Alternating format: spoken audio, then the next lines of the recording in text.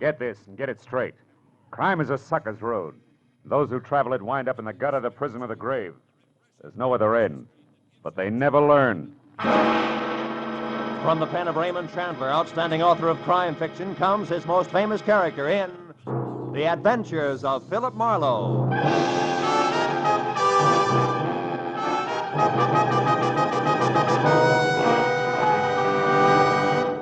Now, with Gerald Moore, starred as Philip Marlowe, we bring you tonight's transcribed story, The Cloak of Kamehameha.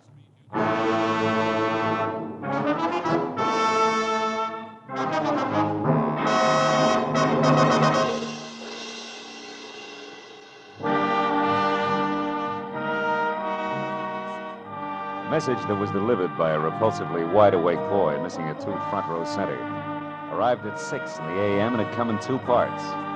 The first, scrawled in black ink on a wrinkled piece of paper, said, "Marlowe, get hold of a taxicab. Pose as the driver yourself, and at exactly 8 o'clock this morning, come past 8840 North Ogden Drive." Signed, Pollard Schindler. The second half had made more sense. It was printed in neat letters on neater green paper, and under an engraving of Benjamin Franklin read 100 silver dollars, payable to the bearer on demand. So at exactly 8 o'clock, I was behind the wheel of a hired cab, leather jacket, peak cap, toothpick, and all, and within Hay taxi distance of number 8840. Mr. Pollard Schindler, a round man in square clothes with haircut to match, was not late. You there! Taxi, wait! Yes, sir. Cab? Of course. Why do you think I am shouting my head off? I want to go to the international airport. Do you understand? The international airport at Inglewood. Okay. Inglewood. International Airport it is. Marlowe, the meter. Quick, put the flag down. Every minute I'm being watched. Huh? Oh, yeah. Watched by whom, Mr. Schindler? I don't know. Now listen carefully, Marlowe.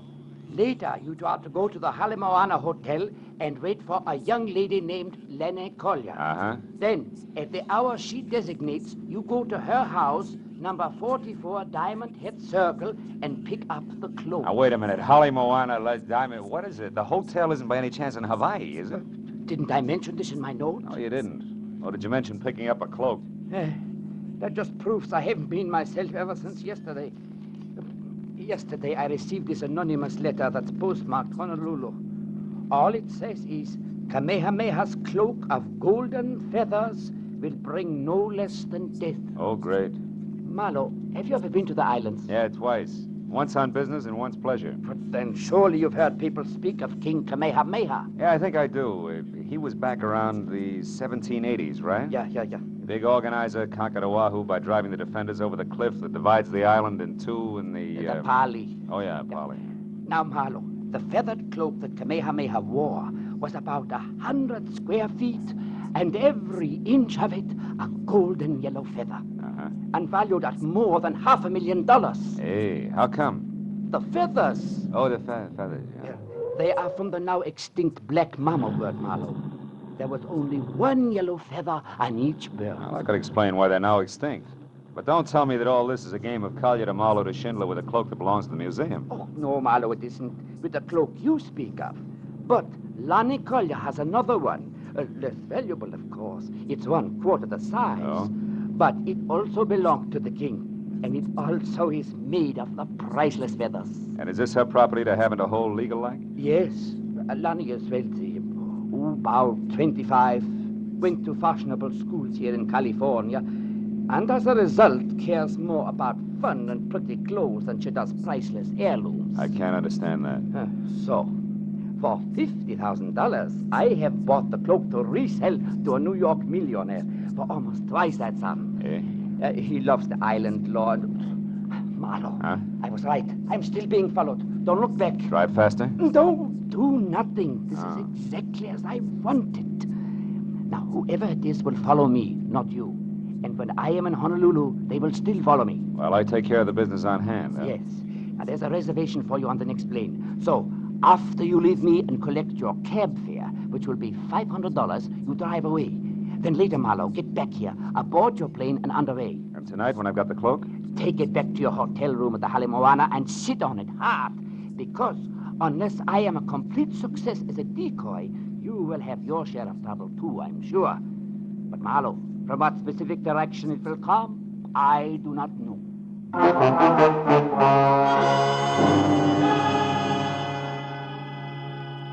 got the $500 to cover expenses for my Honolulu trip and was told to keep the change.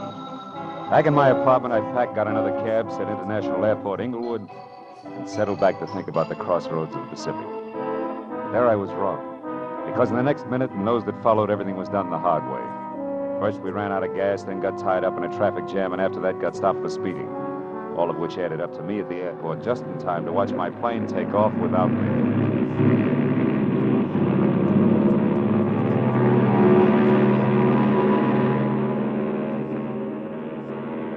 Later, when I told a cherubic clerk in a gray flannel and insipid smile that my name was Philip Marlowe and that I wanted a reservation on the next flight, which was leaving in an hour, things got even worse. You can't be Philip Marlowe, sir. That is not the Philip Marlowe who was on Flight 21 that just left. You have a reason for saying that, huh? I most certainly do. There were 36 seats on that plane, sir, and when she took off, all 36 were full. I know. I checked them myself, and I don't make mistakes. Well, bully for you, boy.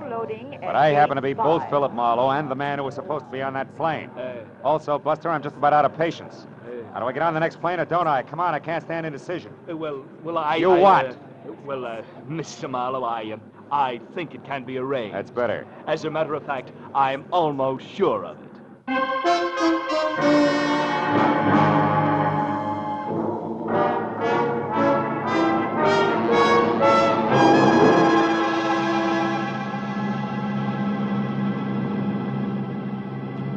An hour later, the last of California had slipped over the horizon, and there was only clear sky ahead. Oh, I began to relax. My mind drifted pleasantly. Frosted Hawaiian punches, warm white beaches, and lovely hula hands.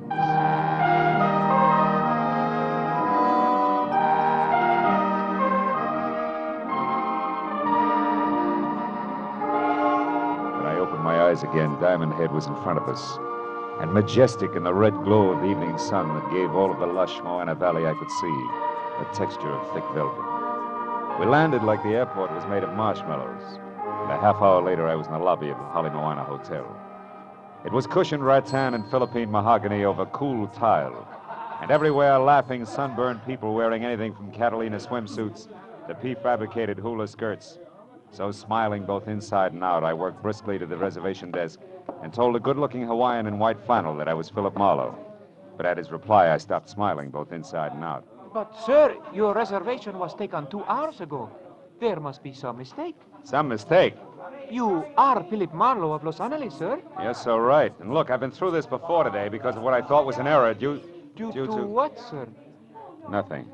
Yeah, I'll talk to you later. There was a large circle of mirror on the wall behind the clerk. And even as we had talked, I caught the reflection of a beautiful tan girl in cocoa brown suit, white pearls, and no stockings, who at the mention of my name had done a take that made her long blonde hair whip straight out.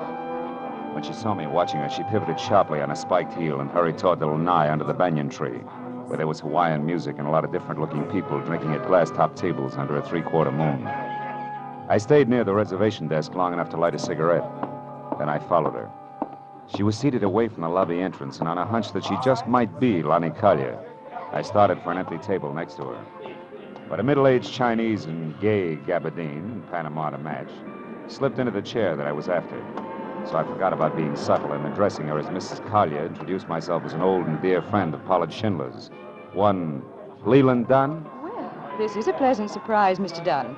But tell me, how did you know what I look like? Well, Pollard Schindler's accent doesn't hamper his vocabulary, Miss Kalia. Oh. He used the right adjectives, believe me. I'd love to. But I can't, Mr. Dunn, because Pollard Schindler never saw me in his life. All our business was done by telephone. Okay, my mistake. I'm Philip Marlowe, Lani, and I want to know when we rendezvous at 44 Diamond Head Circle for the Cloak of Kamehameha. Look, you're no more Philip Marlowe than you are Leland Dunn. And if you need a reason, it's because I just left Philip Marlowe upstairs. Now, look, baby, there's only one Marlowe. That's me. I can prove it. I'll bet you can. Forged papers and all. I've already been warned to watch for imposters, so quit wasting both your time and mine and get out of my way. I've got things to do. Now, wait a minute, Lani, What listen. for? Proof that you're actually Kamehameha himself? No thanks, mister. Goodbye.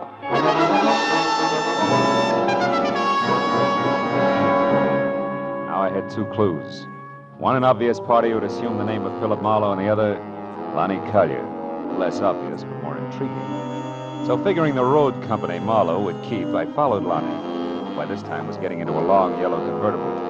Before I got to her, she lurched from the curb, so I ran across the street to what I thought was a taxi. But I was wrong, because it turned out to be a chauffeured limousine and being helped in by a small, swarthy item of dubious lineage in a wrinkled cotton uniform was the Chinese in gay gabardine and Panama to match, who had been sitting near us on the lanai. What counted more was that he obviously sensed my problem. You wish to follow the girl, sir? Yeah, you know, it's a lover's spat. You know what I mean. I think so. Jolo, quickly. Yes, sir. You know where she is going, sir? I'm not sure. Maybe Diamond Head Circle. Maybe it's raining, sir. Oh, well, then let's make it Diamond Head Circle. Is there a faster way there, a shortcut? Oh, yes, there is. Jolo, okay. Yo. Which means what? Means never mind Diamond Head Circle. Drive fast to the factory instead. And do not move, Mr. Marlowe. Marlowe? Oh, heavy artillery. Okay, Fu Manchu, what's with the factory? You out of the way until the Cloak of Kamehameha is mine. Which won't work, believe it or not, clever one. There's another Philip Marlowe who at the moment is a lot closer to that collection of fancy feathers than either of us. You lie. A stupid bid for freedom. A bid that will not get you any... Yolo! That truck! Look out! As we hit, I slapped at his gun, then jerked the handle of the door and jumped. When I got to my feet, I was on the sidewalk and bruised, but better off than the China boy who was draped over the back of the front seat. A crowd that included a towering Hawaiian policeman who promptly told mine host to shut up gathered in a hurry, so I ran for a cab, gave the driver $10, the address I wanted, and took off.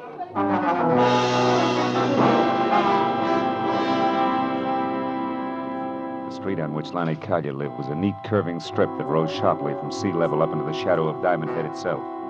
And we were there in less than 10 minutes.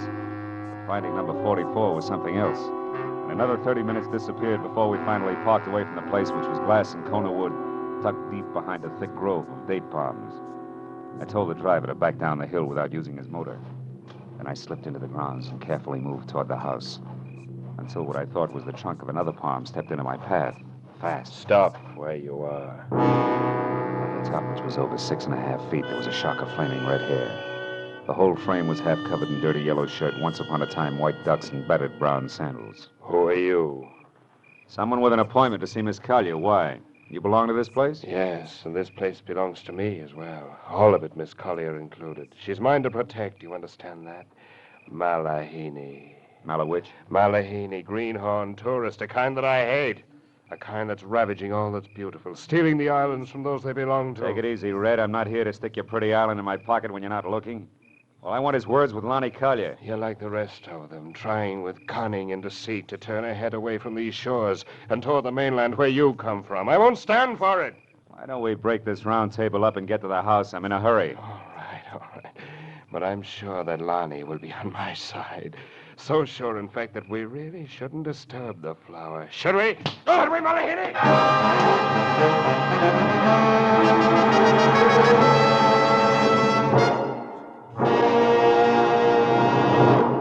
In just a moment, the second act of Philip Marlowe. But first, this Wednesday night, Fred Allen will be Bing Crosby's special guest on Der Bingle's CBS half hour of laughter and music.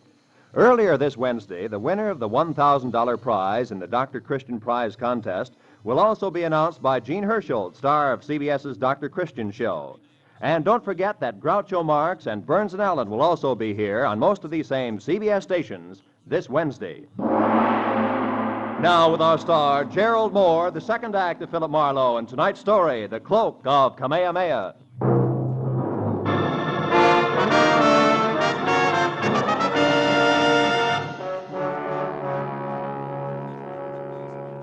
A red-headed lunatic with a slow, soft voice and fast, hard fist took me by surprise. I wound up flat on my back before I realized he'd so much as moved. By the time I got to my feet and took after him, he was sprinting for a bamboo thicket and had a 30-yard lead. It was all he needed to lose me completely. When I finally untangled myself from the jungle, I came out on the road. But then I heard a motor behind me, so I dove for the underbrush again just as a heavy car roared by.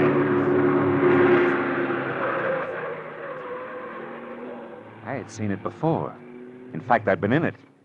It was the limousine that belonged to the Chinese. The back seat was empty, but the half-caste chauffeur Jolo was crouched behind the wheel like his life depended on it. And as I walked back toward the house, I saw that a door was standing open and spilling a shaft of yellow light across the dark grounds. I started up the walk when it came. A second later, Lonnie Collier burst into the path of light and ran for the open door. I went after her, caught her by one arm, and spun her around. No, let me go. What happened? Why'd you scream, Lonnie? Back there in the pond, I heard a noise, and when I came outside, I found him there. Found who? Come on, show me. All right. I talked to him just a few minutes ago, and Yeah? I gave him the cloak. Now it's gone, and he's dead. He's dead with a knife in his back. There. Look there in the water. Oh, brother. Who is it, Lonnie? Do you know him? Yes. Yes, that's Philip Marlowe. The skin on my neck crawled as Lonnie tagged the thing in the lily pond with my name. He was face down in the shallow water, and 3 inches of crooked steel and the ugly curved handle of a kriss stuck straight up between his shoulder blades. Somebody had made a very grim mistake, but it took 5 minutes of argument and a thorough checking of all the credentials I carried to convince the badly frightened Lonnie. I dragged the body out of the water and up onto the grass, and I went through his pockets. What did you find? A card from the Hawaiian Island Art Products Company Limited, number 12, Harbor Street. Mean anything? No. No, I've never heard it. What's that on the back? Flight number and departure time of the plane I was supposed to take out of Los Angeles. Huh? Whoever he is, he's been one jump ahead of me all the way, right up to your lily pond here. Tell me, was anyone with him when you gave him the cloak, a half-caste in a chauffeur's uniform, for instance? No, he was alone. Oh. I gave him the cloak just as Schindler had instructed me to. Now, listen, Lonnie, there was a down-at-the-heel redhead here just before you came out. He claimed to be a friend of yours. Yes, that must have been Lawrence Cochran, the poet. They're making him rugged these days, huh? Lawrence wrote one great poem years ago about 2 lovers who leaped to death over the valley to keep from being separated, and their souls turned into birds. It's still very popular here in the islands. Yeah? What happened? Lawrence got the habit of drowning himself in gin. And now the natives call him Papuli. Papuli? The crazy one. Yeah, well, that's closer. He's always hanging around. My mother wanted me to marry him at one time, and now that she's dead, he thinks he should look after me. Okay, Lonnie, let him keep thinking so. What do you mean? I mean, you can use a good watchdog right now. Oh. So when Cochran comes back, make him park on your doorstep. You stay inside and be careful.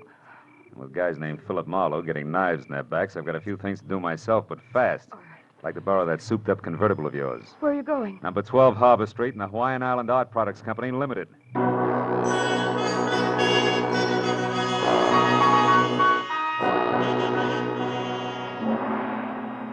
Harbor Street was a narrow, twisting alley 2 blocks below King Street.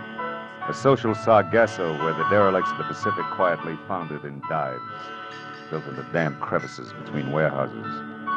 However, number 12 turned out to be a practically blank wall. There was one small window high up, a door with a heavy iron grill over the glass on which Hawaiian Island Art Products Limited, I.K. Lee, President, was painted in small black letters, and a thin passageway blocked by an iron gate at the side of the building. A light burned inside, but the door was locked. So after I'd ruined my shoe shine and skinned all my knuckles, I managed to climb over the gate and edge down the passageway to the rear, where I could hear water running. There's a marble fountain playing in the center of a walled garden as oriental as the Forbidden City. I eased across its rigid daintiness to an open door, peeked in, and then reached for my gun. Because sitting inside at a sleek white mahogany desk was the Chinese in the Panama. Well, this is a somewhat unexpected turn of events. Please, be careful with that gun, won't you? You be careful, Lee, and you won't have to worry about the gun. Tell me something. Why'd you break your neck to get Kamehameha's cloak? You know what'll happen if you try to sell it? My good man, I can sell that cloak every day for the rest of my life. A few feathers at a time. Yeah? The world must be full of feather collectors. Oh, it is. I manufacture the beautiful feather lace that islanders wear on their hats. And while the bird is extinct, the desire for its gleaming feathers is not. 1 or 2 golden mamo feathers in each lay. And instead of a mere $100 apiece, I can get double that or triple. Now, do you understand, Mr. Marlowe? You know, you got things a little mixed up, haven't you, Lee? Mix up? How so? Your boy Marlowe is dead at Lonnie Collier's place. Oh, that. Yeah. No, that was Mr. Blake, an easily accessible gentleman I hired on Main Street in Los Angeles. He only pretended to be you, for obvious reasons. Oh, to intercept the Feathered Cloak, huh? Yes. I've known all about Pollard Schindler's plans since their inception. I followed every move he made. In fact, it was I who caused all your trouble on the way to the airport this morning, by means of a bribe to your driver. Too bad you won't be able to keep your nest lined with Kamehameha's bathrobe after all, Lee. Because I'm going to walk out of here with it, or big chunks of your face. You name it. Where's the cloak now? I gather from this that you do not have it, Mr. Marlowe. That's what's known as a shrewd observation. And that Mr. Schindler, as I suspect, has tricked us both. You're stalling, Lee. I'm warning you. Start talking. Oh, that is all I wanted to find out. Yolo. That is judo, Mr. Marlowe. Almost like magic, isn't it? Jolo can break your back if I tell him, Mr. Marlowe. You behave. Schindler has the cloak, no doubt about it. So I must find him at once with no interference from you, Mr. Marlowe. Jolo, you have his gun, so lock him inside. I may need him later. From something the half-caste had done to my spine. With the edge of his hand, my legs were paralyzed. I felt like the practice dummy in a school for chiropractors. Every joint in my body ached when I moved. So I didn't move until the feeling oozed back into my legs. Then I wobbled to my feet and looked around. There was a small, high window I'd seen from the street. A heavy chair, a desk with a lamp, and something like a picture framed in bamboo on the wall. I glanced at it and then looked back. Kept looking hard for a long, long time until I finally realized what it meant. The answer to the whole thing was contained in that bamboo frame. I had to get out and get out fast. I unplugged the lamp, plastered my back against the wall next to the door, and tapped on the lampshade to intrigue Jolo into coming in. It worked. When the knob turned slowly, I threw the lamp up at the window. The crash brought the door open with a jerk, and the jerk stepped in with my gun in his hand. What's going on here, Mr. Marlowe? Where are you? Answer. Right here, Jolo. Now get up. I got some magic to show you. A trick I learned in Kansas called the Haymaker. I ran down the hall to the street door and out to the car. There was no traffic problem at that hour, so I jammed the gas pedal at the floor and held it there, right through the heart of Honolulu and up the twisting road that led to the mountains back of the city. The echoing roar of the motor as it tunneled through the forest lining the road was finally replaced by another roar. Wind. The unending gale that shrieks through a precipitous pass 3,000 feet above the city. The Polly. I swung the car to the side of the road and ran the rest of the way, out to where the rocks rose to a knife edge that dropped a sheer 1,000 feet to the valley floor. Then I spotted them. Lonnie lying at the cliff's edge and standing over her, his red hair ripped by the wind, was the mad island poet. Drunk as a lord and flapping around his shoulders like a pair of huge gold wings was the Cloak of Kamehameha. No, don't weep, my love. I offer you the freedom of the birds. Come, Lonnie. No, let me go, Lawrence. You're mad. No, Lonnie, you're the mad one. To think you could sell your treasures and leave the islands. No. Your destiny is here. No, stop it. Stop it, you murderous lunatic. I tried to warn Schindler, but the fool kept on. So I killed his courier, the man you gave the cloak to. And I'd kill 1,000 times again to keep you here with me. No. You belong to the islands, Lonnie, like this cloak and I. We must never leave. Come, it'll all be over soon, and our souls will turn to birds and live forever in this paradise. Cochran, stop! Marlowe, help me. Stay back! Don't interfere! Duck, Lonnie!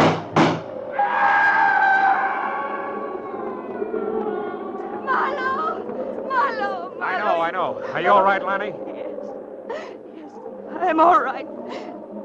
Marlowe, look. The cloak. Yes. Cochran must have lost it as he fell. And the wind brought it back to me. Oh, it's strange, Marlowe, but I don't want to touch it ever again. I know what you mean. I'll carry it. Come on, Lonnie, let's get out of here.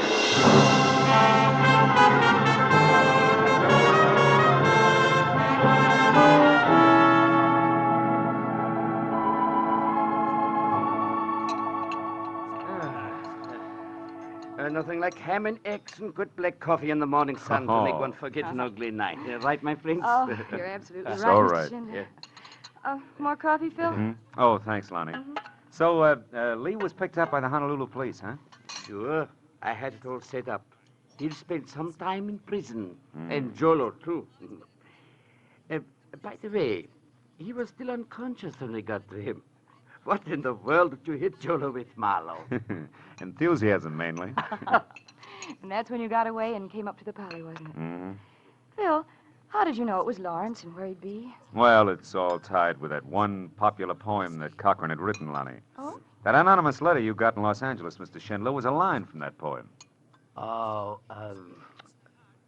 Kamehameha's cloak of golden feathers will bring no less than... How did you find that out, Marlowe? Well, you see, when I was locked up in Lee's factory, I saw a full copy of the poem on the wall in a little bamboo frame. Oh. When I came to that line you just quoted, it stuck out like it was printed in neon. See, for me, that Peg Cochran is the killer. And going on that hunch, I tried to look at things from his angle. He was a murderer, sure to be caught, desperately in love, insanely possessive of everything he thought belonged here in the islands. And he was an unbalanced lush as well. The rest of it figured, that's all. Oh, I see. And when he was cornered, he went back to the one important thing that he'd ever done. Exactly, Lonnie. He was lost. So he identified himself with the hero of his poem and took that as the only way out. It's amazing.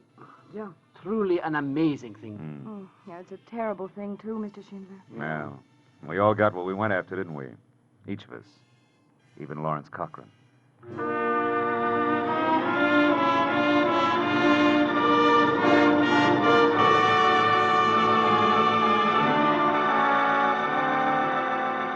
Schindler left to catch a plane for the mainland, and Lonnie said aloha and left to get ready for our date. I sat on the lanai of the hotel and watched the sweep of the Pacific from Diamond Head to the hills across the harbor, from the white sand of Waikiki to the green shallows over the reef, to the purple depths beyond.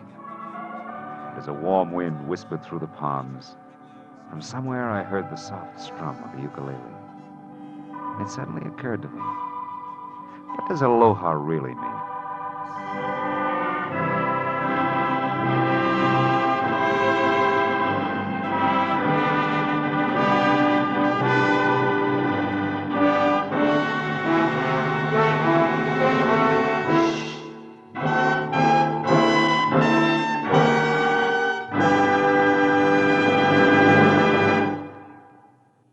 The Adventures of Philip Marlowe, bringing you Raymond Chandler's most famous character, star Gerald Moore, are produced and directed by Norman MacDonald and are written for radio by Robert Mitchell and Gene Levitt.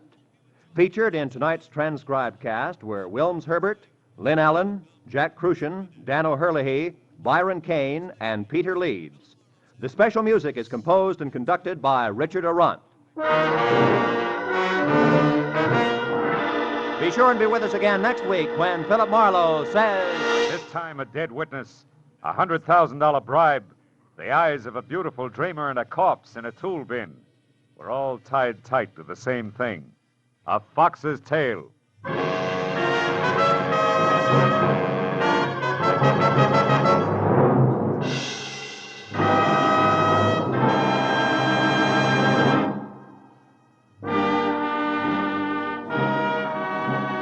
This is Roy Rowan speaking for CBS, the Columbia Broadcasting System.